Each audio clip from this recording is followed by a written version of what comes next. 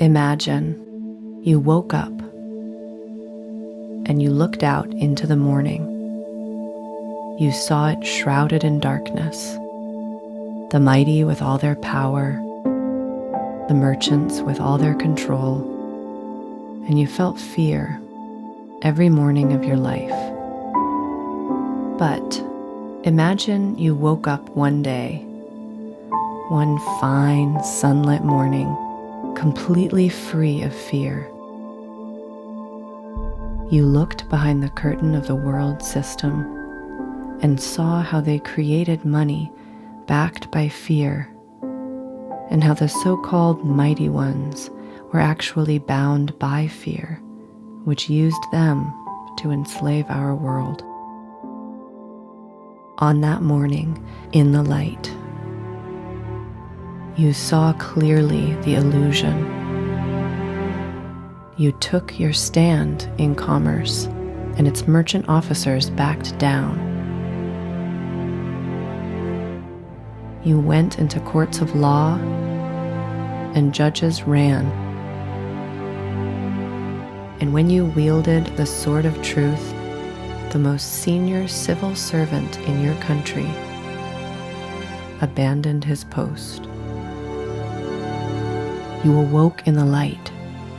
You found the keys, and something changed. Where you were once imprisoned, now there was an open door. So you began to travel the land, telling others.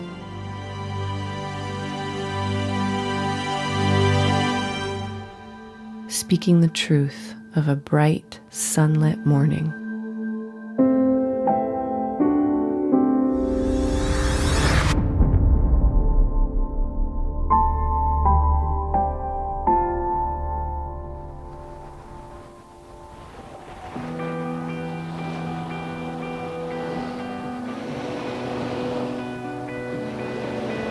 I'm Josh Del Sol. Like many of you, I want to be part of a greater solution for our planet.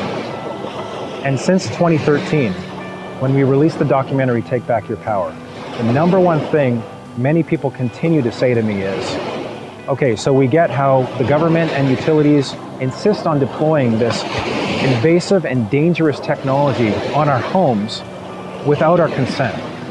But what can we effectively do about these so-called smart meters? What we've come to realize is there's simply so much at stake. And there are good people within the socio-political system, but the system itself is corrupt. So what is the next step? On my journey toward a solution, I have become friends with a man who, over the past 15 years, has come up with a roadmap based on his own astonishing experiences and results. He discovered the power of liability and how we can now use it to create real change. The story you're about to see is a true story. It's a story about all of us. It's a story where we can truly be in power. I want to introduce you to Cal Washington. So Cal, you're active in this movement to help stop the corruption and hold these companies that are deploying these radiation surveillance meters accountable and liable. Why are you doing this? What values do you have, and why do you feel inspired to do this? Well, it's at the point now where if the planet keeps going, or what we're doing on the planet keeps going, we are going to self-destruct here. We can't keep going the way we're going, and something has to change. And there's those that are in control or think they're in control, who have an agenda, and it's destroying the planet, and it's going to destroy human life and a lot of other life forms on this planet. So we have to turn around and go the other direction. And so I have to take whatever I have, my experiences and my understanding, and do something with it. And this is the opportunity that came, and I'm willing to do whatever it takes.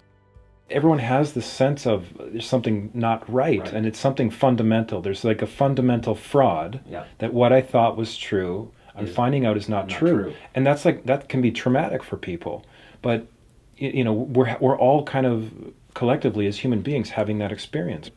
And you can see it in the uprisings in other countries, and they're trying to keep it out of the news, etc. But there's a definite feeling of dissatisfaction here, like there's something wrong. Once you understand why it's happening, then you need to understand what to do, and that's what this is all about. So it turns out there is a way we can actually hold individuals within corporations and governments accountable for what they are doing. And this has the potential to change everything. The next 40 minutes is an overview of how this works. Although we focus on the notice of liability action for smart meters in this episode, the NOL can actually be used for other liability actions in which governments or corporations are forcing harm upon you or your family. InPower movement has now expanded to mandatory vaccinations, 5G technology, and a range of other agendas. Please go to InPowerMovement.com to find the latest liability actions available in your country. So Cal, what is this notice of liability process that you have helped to create that we are bringing out? How would you describe it in 30 seconds or less? It's basically a counter offer of a contract that is being implemented to put a device on everybody's house. They've got us into a tacit agreement. This clarifies it and expresses the counter offer in such a way that those that don't want the meter can say, I don't want a meter. And if you do put a meter on my house, it's going to cost you X amount of dollars per day, per month, per week, whatever, however you want to do it, in order for you to carry out this contract.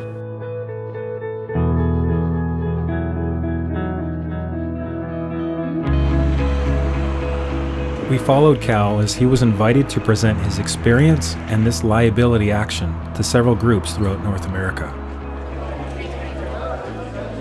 So what's happened here with the smart meters is that they have given you an offer to put a different gadget on your house. You already had a contract, they're trying to change it. They do it by tacit agreement. If you don't say no, you've said yes. So everything has to be done that way. It's all contract. And once you can learn this kind of thing, you can start to operate at that level. So it's a level playing field. So now things they try to do to you, you can see it for what it is and counteract it because it's all contract. And contracts have to be negotiated. So there's always a meeting of the minds. That's what we've done with this document. We've taken commerce, which is the Babylonian system of money, and we're using it, their type of contracts, tacit agreement, all the tricks that they do, we are using it against them. And they'll tell you you can't do that and that's bunk and all that kind of stuff. But I'm telling you, I've seen enough high-level officials run from this who know a lot more than I do, and they're scared of this. So it does work. It's all about liability.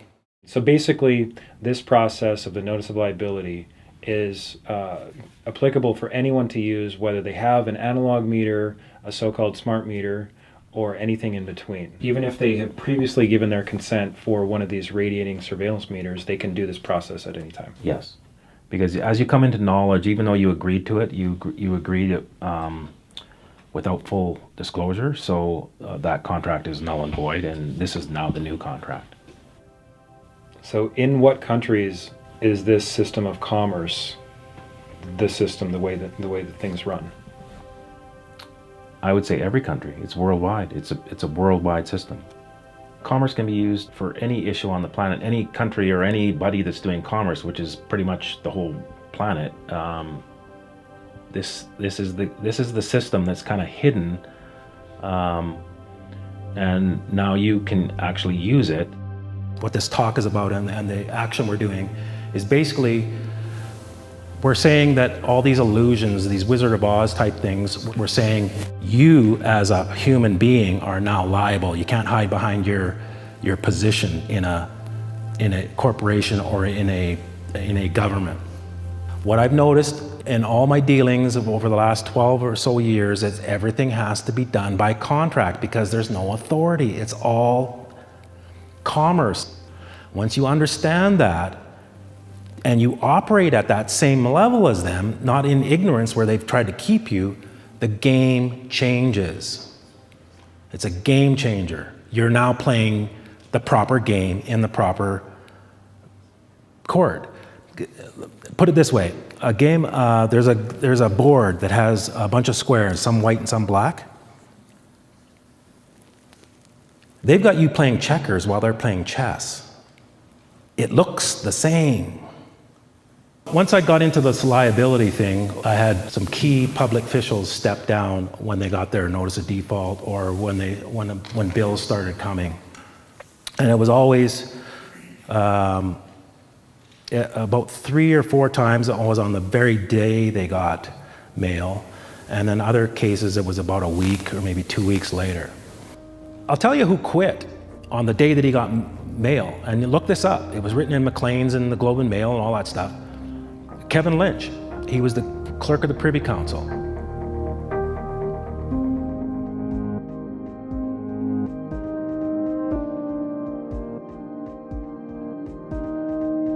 That man knows more about banking and instruments like I showed you in the Bills of Exchange Act, all that stuff than I do. He ran. There was no court. There was no lawyer. He just went, this guy knows this, I'm liable, I'm out of here. And you can read it. He had a press conference in the morning and didn't announce any kind of retirement or anything like that. And by noon, no notice. Carol Taylor was another one. She was the finance minister in here. Same thing. Day she got her default, left politics. And that's after I got a whole bunch of letters from the Attorney General saying you can't do this and this is all bunk and there's no basis of law for what you're doing. But at the end of the day, she left. At this point, you might be wondering, what do people stepping down from positions of power have to do with getting a smart meter off my house? And how can we simply stop this and other globalist agendas? At the top of the pyramid, where the problem lies, they can't do everything. So they have coerced, mostly with money, in order to get the agenda to actually happen on the ground. Mm-hmm. So if you start removing all those people that are just under them, it stops. Who's gonna actually do it if they're gonna be liable? Without people actually implementing their schemes, there are no schemes. Somebody has to actually fulfill this. They're motivated by money.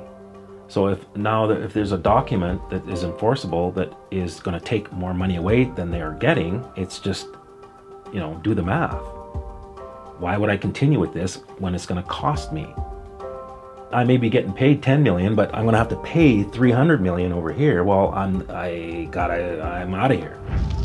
So if the liability is more than what they're going to get out of it, then it just doesn't make sense to carry on. Yeah. The whole idea is to wake the people up that are participating, saying, no, you're going to be liable if you continue this course of action, whether you understand it or not. You're going to be liable because nobody is immune to it.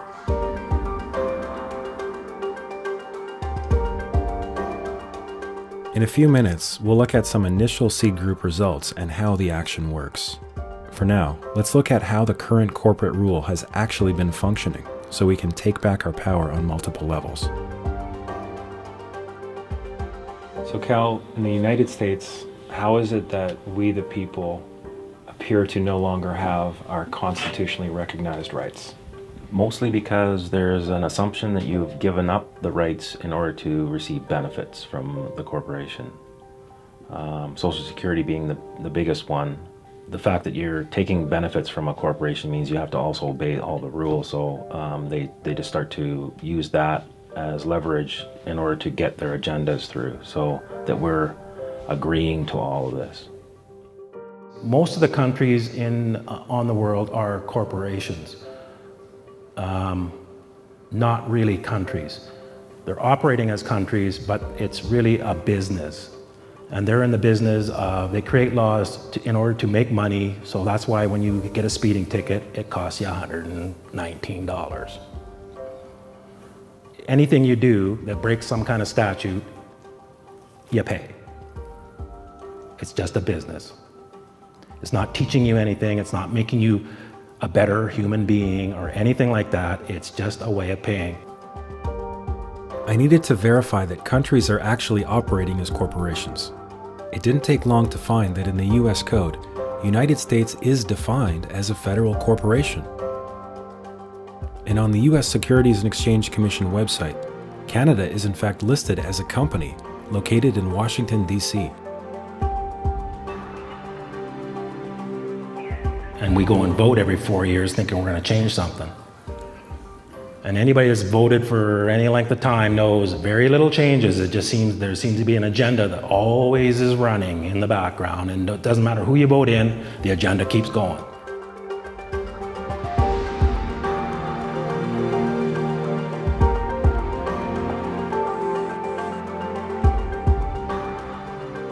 So I want to give you a diagram. This is the basic idea of how a jurisdiction works. This is you, and you work at Walmart, and you work in the automotive department. And there's a manager there, and he said, I'm going to pay you X amount of dollars per hour, and you have to show up here and put hours in as I say. And you go, okay, I agree to that. Now, what if the automotive guy tells you, I want you to show up on Sunday night at 2 o'clock in the morning when the store is not open? You could go to the manager of the Walmart store and say, this guy's trying to make me come in when we're not open. That's against your policy. The automotive manager cannot make you do something that's outside the jurisdiction of the Walmart store. Now, the Walmart store is in Detroit. This is a corporation. So now Walmart, because it's in Detroit, has to obey the rules of Detroit. Now, outside of Detroit is Michigan. It's a corporation, and Detroit is subject to the laws of Michigan. Now, Michigan is inside what is called the USA. It's another corporation, and Michigan is part of that corporation. Now, outside of this is the real USA, the original republic. Unfortunately, they sound the same. So people think that they're here when they've agreed to be in here, just like you agreed to go here. And there's people that are wondering why the Constitution doesn't work in courts. Because the courts are here. So when you bring the Constitution in, they're going, that has nothing to do with us. You think you're here, but you're actually here, and that's the biggest problem. What you have to understand is this is subject to this. You just got to approach it in the right way. They don't tell you this, though. You're assuming you're here, and they will let you think that, but you're actually here. And you're there by agreement, just like Walmart. Now, there's another set of laws called the law merchant. This law merchant is a set of laws to govern what we call commercial law or admiralty law. Outside of this USA, and actually part of this Republic of USA, which is the original, this is where the Constitution is what's called the common law. So the United States was founded on the common law, as was Canada, and they are still both functioning, but you got to know how to invoke them. So once I understood this and I learned a little bit about a law merchant, and then I knew that Canada was a corporation, and I knew that the courts were just another corporation inside that, I started treating them like that. This is just business. And you guys are subject to these outside things. So as long as I'm out here, I'm above you. And so I started trying stuff. I went into court, and we usually wait outside the courtroom because I don't like doing all the bowing to the judge. It's very ritualistic. So we waited till my name got called, and we walked through the door. Big door out because it got paged. They obviously called the case in the courtroom, and then when I didn't show up, they page outside.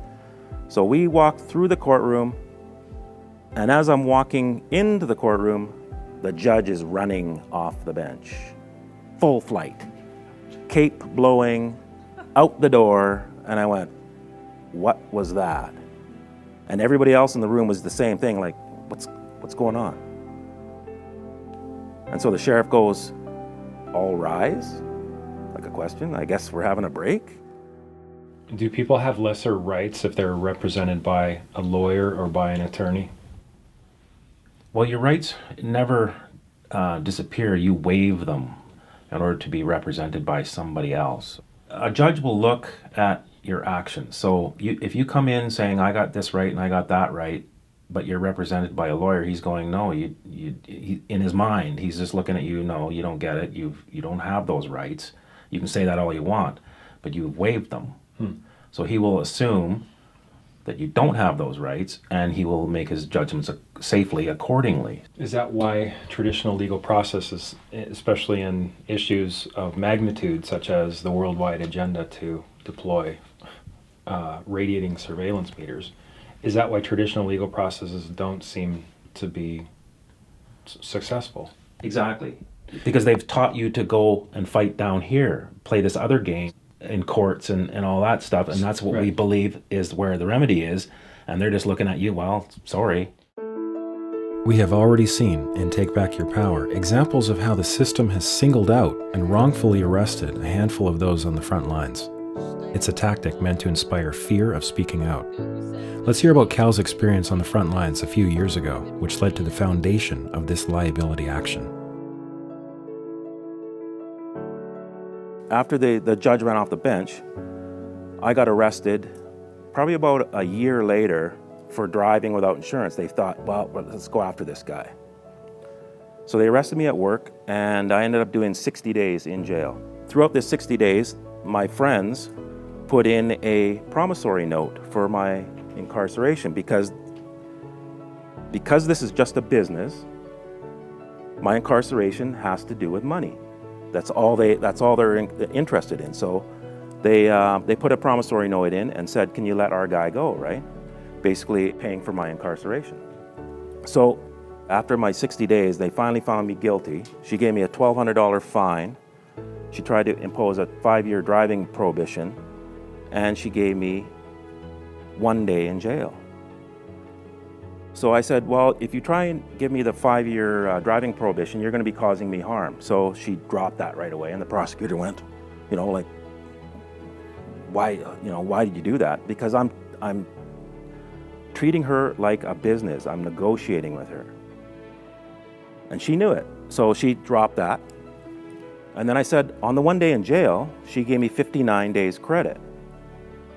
So I said, I want to talk about the 59 days credit, because that seems like how do I get 59 days credit, right? So I got 1 day in jail and 59 days credit. So she said, okay. All right, this is an important point. In offering the 59 days credit, right after Cal just did 60 days, the judge publicly admitted, on the record, that Cal was wrongfully imprisoned. But you can't give time back, and both the judge and Cal realized this. I said, the 59 days credit that you just offered me, in business, has to equal the amount of a promissory note that was put in by my friends. And she goes, what? And I said, there was a promissory note put in by my friends. She goes, what? And everything's done in threes. And so I started to say it again, and then she goes, okay. She says, where was it put? I said, I believe it was put at 222 Main Street, where I was in the court. And she goes, okay. And where in the courtroom? I said, with the clerk of the court. She says, okay. So I said, I want the 59 days credit you just offered me to equal the promissory note that was put in. And so she said, okay. And she goes, how much was the promissory note? And I said, $300 million. Yeah, that's exactly what happened. There was a lot of lawyers in the back behind me, and they all were shocked, and she just about swallowed her tongue and put the gavel down and left the room. So I made a deal with a corporation called the Court, with the banker that's sitting on the bench. Through all that, I ended up writing a document very similar to what you're going to see. And what ended up happening was a bunch of people in high-level politics left their job without notice. What I'm showing you is a very similar document to this that has ramifications that make people in very high places very uncomfortable. I also want to show you that this jurisdictional idea actually keeps going. So the document that I've written goes into these upper jurisdictions, which are what we would call spiritual jurisdictions. Now, they're not seen, but I can tell you when you start to write documents to the Queen, etc., which I did, and call in her oath, you start to see them getting very squirmy. So you know something's there. And will, to the best of my ability, and will, to the best of my ability, preserve, protect, and defend preserve, protect, and defend the Constitution of the United States. the Constitution of the United States. So help you God. So help me God. So when government officials in the United States, for example, swear an oath to defend the Constitution, they do so up here. But meanwhile, they're running their corporation down here and assuming we're all down there with them, because that's what our actions indicate. When we receive benefits from the state, or when we petition or appeal, or even when we vote, we are doing so down here and thus agreeing to their claim of legitimacy. So the next time the age-old question comes up, how the heck can they be getting away with this? You now have your answer. It's by our unconscious agreement. But as the system of oaths is still running up here, that tells us that the Constitution and the Republic are both still functioning. Public officials that, like the governor, they've all taken an oath of office. They've only promised to do one thing. That's all they promise is they support, when they take an oath of office, they say, I promise to support the Constitution. All you have to do is accept their oath, and this is my strong opinion, because I'm just looking for a way to stop the madness. They've taken an oath to support the Constitution. You accept their oath in writing, and they're obligated. There's a contract between the two of you.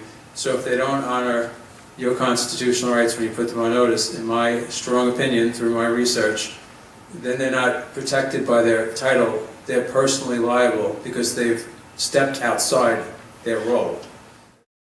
So once we're aware of this, we can then operate from up here. We can call any government agent on their oath, and we can invoke their liability. By the way, this is the same setup in Canada and virtually every country. We'll learn more in episodes to come, but for now, let's investigate more into how all this is actually working on the ground.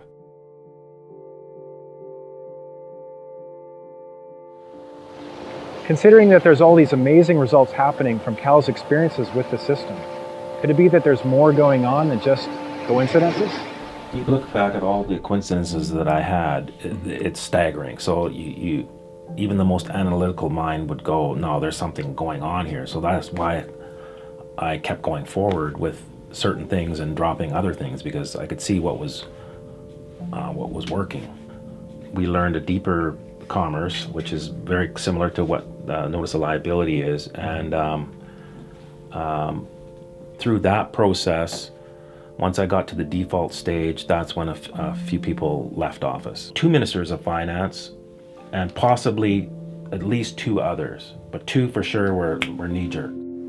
About 8:30 in the morning, I got a call from a friend, and he goes, "Do you have anything to do with Kevin Fulton?"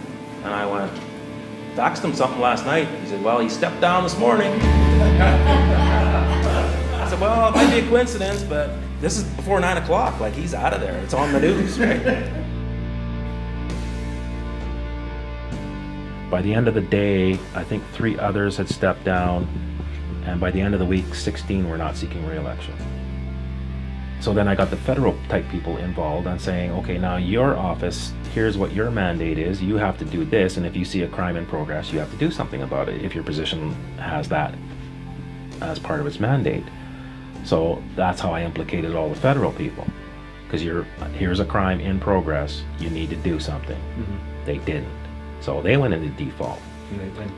And that's when the clerk of the Privy Council stepped down. Did you ever have any people like on judges or politicians or people like within that box encourage what you're doing? Maybe they're wanting to get out of it, but they wanted to support what you're doing? This is even in the beginning. I had some judges, because of the questions I was asking, I had one judge go, you seem very sophisticated, keep going. And I was like, what do you mean? I didn't understand what that even meant, right? But she could see that I was asking the right questions that would get to the root of the problem. And she said, keep going. And I had police officers who would shake my hand at the end of our encounter and also say, keep going, I know what you're doing, keep going. So the smart meter agenda is a worldwide thing. It's operating above countries. It's happening worldwide. It's not just happening in Kelowna. It's not just happening in BC. It's not just happening in Canada. It's going all over the globe at one time. So that means it's coming from some place that's outside of the idea of a country. So you got to understand that. This is coming from a very high level.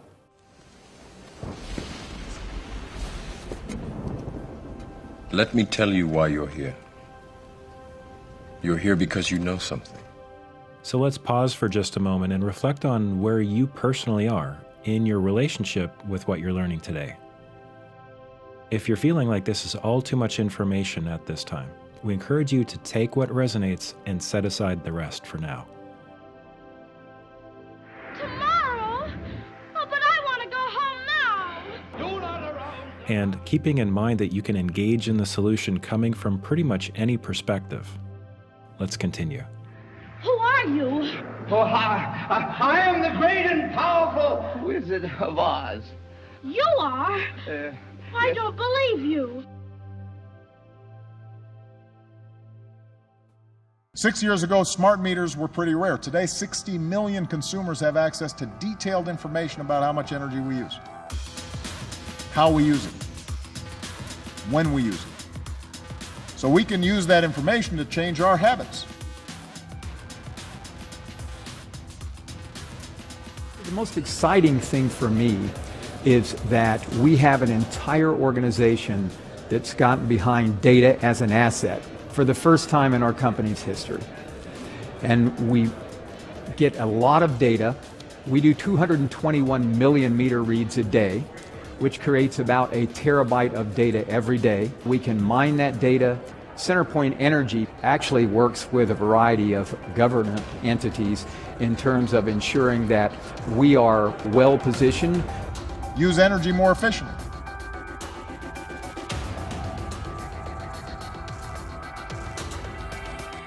Change this fast presents new opportunities.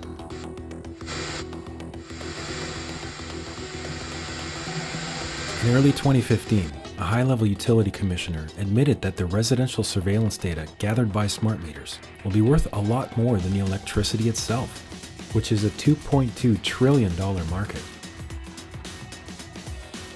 So how far would they go, the corporate elite masquerading as government, on their conquest for money and power?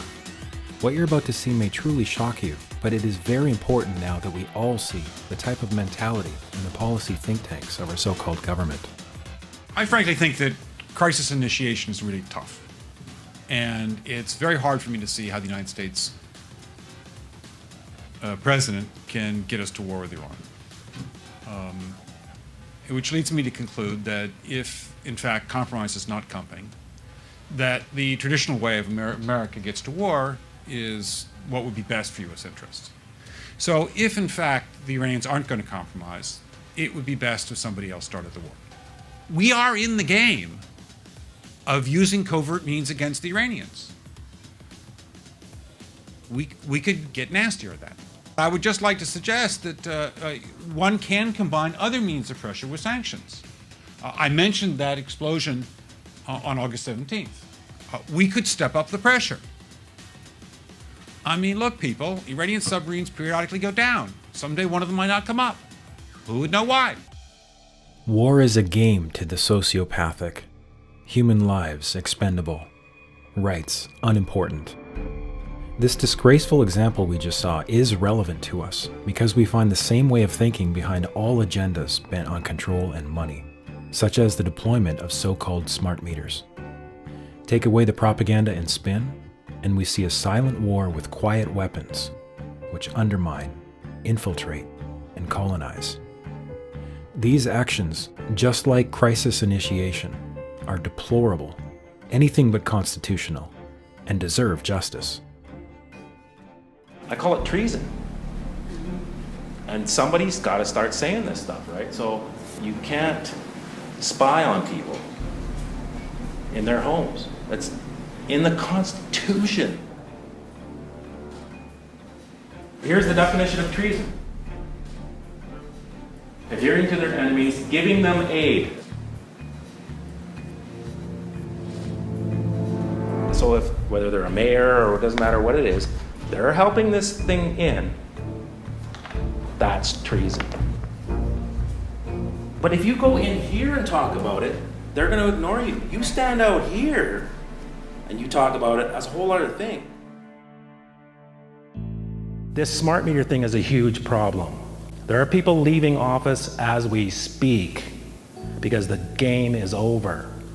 The lights are going on, the bugs are in for the corner. And what I'm showing you here is they have a huge problem here, and if you guys can catch on to this, we can make big changes. So why are some people that are made liable stepping down and others not, or not yet?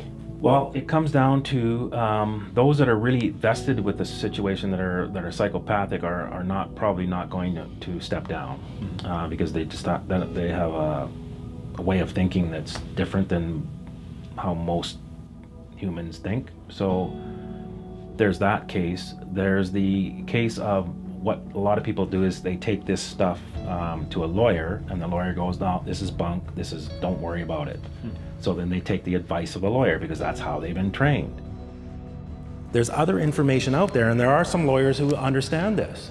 So I'm trying to teach you how the game that they're playing at their level, and this is what scares them, because they have to take the liability. As Cal was customizing the liability action for the smart meter issue, 3 initial groups in 3 different regions have applied it, and the results have been interesting to say the least. A couple of years ago, I demanded that they show me a signed act, who signed it, and who's indemnifying the Clean Energy Act, and I got no response. So then, once I got to that stage, they were basically in default, but I didn't send them the default notice because I was waiting for you. And you finally showed up 2 years later where there's a group of people who are like gung-ho, ready to do this. And you got to the second stage, and so I sent the notice in on Tuesday. And I sent it to all the people that you sent to. There was 25, plus the 5 people that I already sent to, and I also sent to give notification in the US. So that just happened on Tuesday, so the mail would have probably been, some of it might have got there yesterday, and some would be hitting today and or tomorrow. And we'll see what happens with that. On January 30th, 2015, the CEO of Corix Utilities, the installer of these meters in British Columbia, received more than 100 notices of liability from people in Kelowna. On February 4th, he received a separate notice of default from Cal. On February 4th, the CEO of Corix Utilities resigned from office.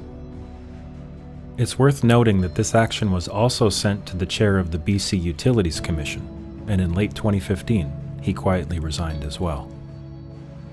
Kelowna was one of the 3 initial groups that began to implement the liability action. Let's take a look at what's happened so far in the United States with groups in Seattle and Detroit. After being defaulted by just 21 people, 3 of the 9 Seattle City Council members announced they would not be seeking re-election, including one who resigned before her term was up. And on March 13th, the defaulted CEO of Seattle City Light, the 10th largest public utility in the nation, announced his resignation. In Detroit, it is all out war. The utility DTE has cut electricity to several homeowners, including the elderly as winter approaches, as part of what could only be called a campaign of terror. After being defaulted by another 21 individuals, the Michigan Attorney General began calling for a free opt-out. 4 of the 8 officers in the Michigan Public Service Commission who are being held liable are no longer listed on the Commission's website. And a city attorney in Warren, Michigan has also resigned, but not before sending a letter to one of the claimants stating that the utility has a budget of $20 million set aside for paying off state legislators. Especially at the outset, we can expect some resistance. In the Detroit Seed Group, 13 out of 14 who started with an analog meter have successfully kept it. The 14th was heavily propagandized and, like several others in the Kelowna Seed Group, eventually accepted a supposedly disabled smart meter. And in New York, a lawyer named Andrew Pedersen wrote a commercial liability process very similar to our liability action. To the governor, to the head of PSE&G, to the head of National Grid, to the head of New York Power Authority, and to the head of the New York State Public Service Commission. And I sent it out and I put them on personally, accept their oath of office, and I tell them that they're violating my rights, and if they don't stop violating my rights, I'm holding them liable for $300 million each. She got a phone call the next day after the letters went out, my letter, and it was sent certified, and he said, "We're so sorry that I don't know why they were threatening you, but you don't have to have a smart meter. I'm sorry, we'll never turn your water off." So it does work. And in January 2017, a group of several dozen on Maui sent a modified version of Andrew's liability document and notice of non-consent to the president of their power company, which had been planning on blanket installations. The next thing that happened was the proposal was rejected by the PUC, and the utility company came up with a new proposal. And the new proposal contained nothing about rolling out smart meters, and it contained nothing about an opt-out. In fact, the utility pretty much completely reversed themselves and went from the blanket in the islands and you have to pay to opt out to now, if you want a smart meter, you have to opt in. You have to give explicit consent for the utility to install one. Correct. I mean, I wish that we could trust the utility, but we don't trust them. We're not just kicking back and going, hey, we've won and we can, go on vacation to Hawaii. I spoke with an anonymous insider working at a utility where the executives are being held liable. Well, I'm an employee with a major utility, and what the utility here has done is they have put together what seems to be like an actual war room filled with newspaper clippings, photos of the actual activist leaders themselves, photos of what people do to block the radiation. Some seem very successful. Copies of flyers for events, copies and photos of the locks with the notices beside them, with liability actually stated on the notices. And they're taking very seriously this action by people who are fighting back. They seem to be nervous about it. They don't seem to be as confident as they portray to be around here. So here's the plan. Phase 1 was about seed groups with a limited number of participants. And while there is no way to say for certain what factors are involved in each resignation, liabilities are indeed resigning. With the launch of the InPower movement, we are now in Phase 2, and with your participation, along with thousands of others, our goal is to stop this agenda completely. While the same liability action can and will be used in Phase 3 for other major issues where harm is being done, the target at hand is to get these so-called smart meter devices off all of our homes and return to safe and sane technology. Let's learn more about the principles behind the liability action. We're going to talk a little about contracts and the smart meters. And here's what has to happen in a contract. So if you've sold a house or a car or bought a car, this is the procedure you go through. This is a simple contract. Obviously contracts can get very complex, but this is what has to be in there, those 4 things. So they put an offer out there, so they send everybody a little flyer or a card or something like that saying, we're about to do this. And then they wait for a long enough period of time to go by, and if you don't say no, then they go ahead. And then once there's an offer, then there's a meeting of the minds and a negotiating of terms. So you have to give full disclosure. You can't hide stuff, otherwise it's an invalid contract. Now, you had a contract with your utilities, and they're trying to change it without full disclosure, because they're not telling you how bad the meters are. They're lying about it. It starts with an offer, there's a meeting of the minds, negotiating period, then there's an acceptance, and it has to be unconditional. The minute there's conditions on it, then the conditions have to be removed, right? It has to be unconditional. So when you bought your house, you said, I will buy it, but I have the condition on making sure I have the finances, or I'm on the condition that my house sells. And then the seller can agree to that or not agree to it. That's how it works. Once that's all cleared and there's an unconditional acceptance and everybody's happy, then there's the actual exchange. So that's how a contract works. So a conditional acceptance is a counteroffer, but it has conditions on it, and the conditions have to be met, otherwise the contract doesn't move forward. Consent is what they're trying to get from you for these meters, and they get it through tacit agreement. So what we're going to do is take control of that contract. And once you understand contracts, then you can get in the driver's seat of this thing, right? And there's nothing they can do because we're operating at a high enough jurisdiction that they can't get on top of you. If you come and put the meter on, I'm going to start charging you. Yeah, I'll take your piece, but you got to pay me $10,000 a day. That's my agreement. You put the meter on, it's going to cost you. Do you still want to do this contract? That's what we've done with this document. So we're going to tell them they got to remove it. It's a 3-part process, because that's the system, so we have to use their system against them. We restrict the jurisdiction. They can't take this into a court. This is a private agreement, just like buying a house. This is a private contract between you and that person over there. And because they put the offer out, this is the negotiation, and these are our terms to their contract. Okay? And if you understand the power of that, because they put the offer out, they can't back out.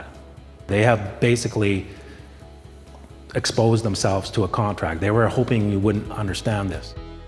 So they've been cheating us because we haven't understood how it works. That's correct. But now with this notice of liability, we're giving that tool into the hands of the people. Yes. So we're conditionally accepting their contract offer to install this device that radiates and surveils us in our own homes. We're doing a conditional acceptance with our terms, including a specific fee schedule. If they can't prove that there isn't a harm, then it's going to cost them money. And so money is what makes them think that they're thinking money, right? So you have to talk to them in money terms, not in this is hurting me, and they don't care. The notice of liability does give you the opportunity to do a lien. It has the ability to have a grand jury and get people for treason in the U.S. You can use debt collectors. All those things are available once there is a verified debt. So we need to consider what our motivations are inside, because if you're into it because you want to get some money, then you're into it for the wrong reasons, and you will get different results. And so if enough people do this, it will stop because nobody wants to take liability on. What are the steps necessary after sending the initial notice of liability? Well, then you have to send in a notice of fault that they haven't answered you, if they don't answer you. And if they do answer you, but it's not how they're supposed to answer you, then you send them a notice of fault saying that this is an insufficient answer. So then you give them another opportunity, which is grace, and that's again a biblical principle. Mm-hmm. So you give them another chance. At that point, then you put them into default, and then there is no more chances, and then the billing basically can start once they either put the meter on your house or done whatever is contrary to the terms of the contract. Okay, so what do we need to do as awakening human beings who care about our planet, who care about our families and our children and our grandchildren? What do we need to do to make this potential reality real? Actually do it. That's all. Send in a notice of liability. If we, the people, actually do something, there's nothing that anybody can do to stop it. It can't be stopped. if enough people on this planet wake up to what's really going on here and fix the problem at a fundamental level, the planet would run way better, and everybody would live in plenty. Everybody would live in a better, harmonious way.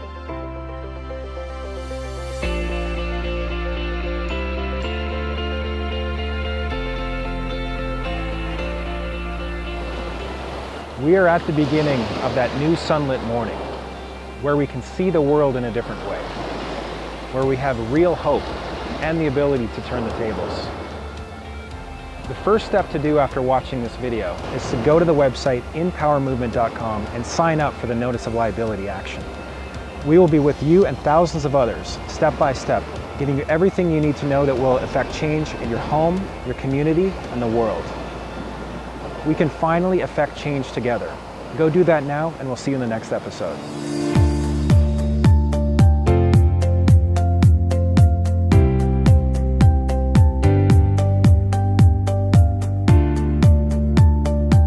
You guys are involved in something huge.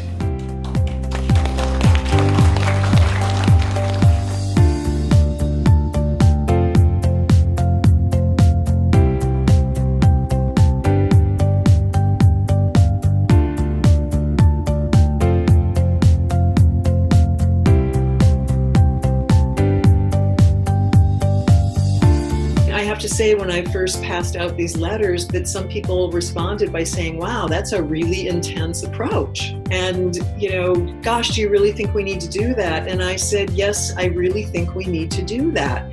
And so people did it. And finally, we are getting results.